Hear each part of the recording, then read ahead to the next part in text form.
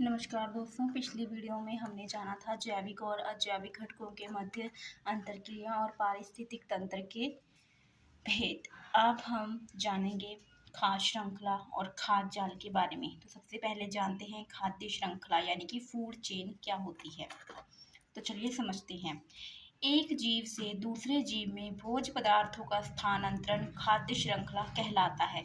यानी कि एक जीव से दूसरे जीव को भोजन के जरिए जो पदार्थों का स्थानांतरण ट्रांसफॉर्मेशन होता है उसे ही खाद्य श्रृंखला कहते हैं। जैसे कि ये हरे पौधे और शैवाल हैं, ये सूरज से एनर्जी और वायुमंडल से कार्बन डाइऑक्साइड की सहायता से अपना भोजन स्वयं बनाते हैं, इसलिए इन्हें उत्पादक या प्रोड्यूसर भी कहा जाता है। और फिर जो उपभोक्ता हैं इनसे अपना भोजन प्राप्त करते हैं। उपभोक्ता 3 तरह के होते हैं। प्राथमिक, जिसमें कीट, चूहा और खरगोश आता है। और फिर आता है द्वितीयक, जिसमें मेंढक, बिल्ली और भेड़िया शामिल है। फिर आता है तृतीयक, जिसमें बाज और शेर शामिल है। यानी कि उत्पादक से उपभोक्ता ने अपना भोजन ग्रहण किया। और फिर आते हैं हमारे पास अपघटक यानी कि डिकम्पोजर, इसमें कवक एवं जीवाणु शामिल है जो इन सभी का अवशोषण करके इनको मिट्टी में दोबारा मिला देते हैं। खाद्य श्रृंखला के क्रम में खाद्य ऊर्जा का प्रवाह एक ही दिशा में होता है, यानी कि इसकी जो पदार्थ ऊर्जा है वो इसमें जाएगी और इसकी जो है वो इसमें जाएगी। आइए अब जानते हैं खाद्य श्रृंखलाओं के प्रकार यानी कि टाइप्स ऑफ फूड चेन। सबसे पहले आता है 3 चरणों वाले खाद्य श्रृंखला, जिसमें 3 चरण हैं। जैसे कि घास, जो उत्पादक के तौर पर अपना भोजन स्वयं बनाएगी और फिर इस घास को खाएगा हिरण और हिरण को खाएगा शेर।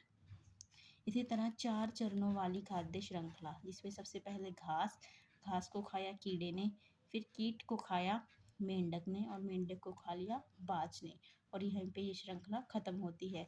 फिर आती है 5 चरणों वाली खाद्य श्रृंखला, जिसमें घास, घास को कीट ने खाया, कीट ने मेंढक को खाया, मेंढक ने सांप को खाया और सांप को मोर ने खा लिया।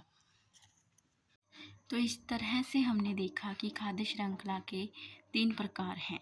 3 चरणों वाली खाद्य श्रृंखला, 4 चरणों वाली खाद्य श्रृंखला, 5 चरणों वाली खाद्य श्रृंखला। अब जानते हैं विभिन्न पारिस्थितिक तंत्रों में खाद्य श्रृंखला। सबसे पहले देखेंगे घास स्थल। घास जो वहाँ की उत्पादक है, इसे किसने खाया? कीड़े मकोड़ों ने, जो प्राथमिक उपभोक्ता कहलाते हैं। इसके बाद आती है चिड़िया। कीड़े मकोड़ों को किसने खा लिया? चिड़िया ने, जो कि द्वितीयक उपभोक्ता बन गई। और फिर क्योंकि ये घास स्थल है, यहाँ पर कोई जंगली जानवर तो होगा नहीं, तो चिड़िया को कौन खा सकता है? बाज, जो कि तृतीयक उपभोक्ता बन गया और यहीं पे ये आहार श्रृंखला खत्म होती है। अब आती है बात वन की। तो हम देखते हैं कि वन में पारिस्थितिक तंत्र में खाद्य श्रृंखला कैसी होती है। सबसे पहले यहाँ पर भी जो घास होगी वो उत्पादक होगी। तो जैसे कि इस घास को किसने खाया? खरगोश ने, तो वो बन गया प्राथमिक उपभोक्ता। और अब खरगोश को किसने खाया? भेड़िए ने, वो बन गया द्वितीयक उपभोक्ता। और भेड़िए को किसने खा लिया? शेर ने, जो बन गया तृतीयक उपभोक्ता। अब देखते हैं तालाब, यानी कि तालाब में खाद्य श्रृंखला कैसे होती है। तो यहाँ पे क्योंकि तालाब में घास तो होती नहीं, वहाँ पे क्या हो सकता है? शैवाल हो सकते हैं, जो कि ठीक उसी तरह से अपना भोजन बनाते हैं जैसे कि पेड़ पौधे बनाते हैं।